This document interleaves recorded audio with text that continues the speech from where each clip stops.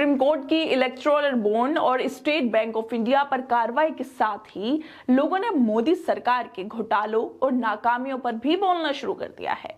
और इन्हीं लोगों में कुछ ऐसे भी लोगों का नाम शामिल है शायद जिन्हें सुनकर आपको यकीन भी नहीं होगा। विपक्ष तो हमेशा से ही बीजेपी पर हमलावर रहा है, लेकिन विपक्ष से अलग अब रिजर्व बैंक ऑफ इंडिया के पूर्व गवर्नर ने भी मोदी सरकार पर बोलना शुरू कर दिया है। लोगों को सरकार की सच्चाई बताने लगे हैं। जब आरबीआई के पूर्व गवर्नर जैसे लोग भी मोदी सरकार पर बोलने लगे तो समझ जाना चाहिए कि बीजेपी देश का क्या हाल कर रही है। दरअसल सोशल मीडिया पर एक वीडियो वायरल हो रही है जिसमें रिजर्व बैंक ऑफ इंडिया के पूर्व गवर्नर रघुराम राजन दिख रहे हैं, जो इलेक्टोरल बॉन्ड और एसबीआई इलेक्टोरल बॉन्ड की जानकारी क्यों छिपाना चाहती है इसको लेकर बात कर रहे हैं। वो बता रहे हैं कि कैसे कुछ पार्टी के लिए बिजनेस फंडिंग की जा रही है ताकि उस पार्टी को चुनाव में लोगों को पागल बनाने में अपना फायदा कर सके, वो इसका इस्तेमाल कर सके चुनावों में।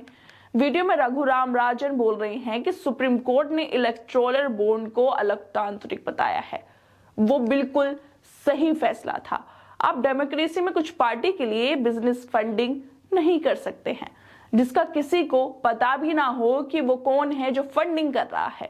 अगर मैं आपको 1000 करोड़ भेजता हूं तो ये या तो मैंने प्रेशर में किया है या फिर मुझे इसके बदले रिटर्न में कुछ मिल रहा है, या फिर क्या मुझे अपनी माल की सुरक्षा के लिए ज्यादा टैरिफ मिल रहा है, ऐसा भी हो सकता है।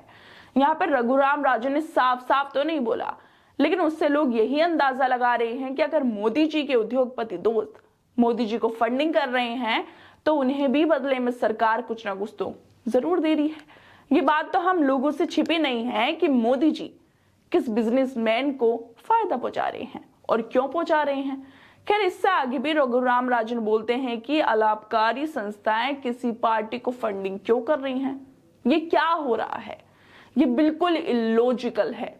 और मुझे लगता है कि सर्वोच्च न्यायालय ने ठीक ही कहा है कि इसे साफ करने की जरूरत है। मतलब इलेक्ट्रॉनिक बॉन्ड्स के बारे में लोगों को पता होना चाहिए और लोगों के नाम भी सार्वजनिक होने चाहिए जो लोग किसी पार्टी को फंडिंग कर रहे हैं।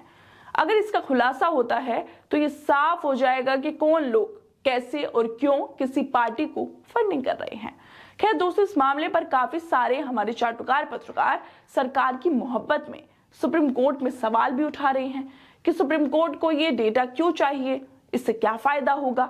जबकि आरबीआई के पूर्व गवर्नर जो कि इतने बड़े पद पे बैठे थे वो इसको ठीक बता रहे हैं, वो सुप्रीम कोर्ट का सपोर्ट कर रहे हैं। ये सब चीजें दिखाती हैं कि कैसे गोदी पत्रकार गोदी होते जा रहे हैं, जबकि देश के जीनियस लोग अब सच्चाई जानकर सच्चाई के साथ खड़े होने लगे हैं। वैसे दोस्तों, जिस तरह से रघुराम राजन जी ने अपनी पूरी बातों को रखा, उन्होंने बिना नाम लिए जिस तरह से सरकार पर, उसकी नीतियों पर और जिस तरह से इलेक्टोरल बॉन्ड को लेकर खुलासे किए हैं, सच्चाई बयान की है, उस पर आप लोगों को क्या लगता है, हमें अपनी राय जरूर दें। और बाकी तमाम खबरों को देखने के लिए जुड़े रहिए हमारे साथ।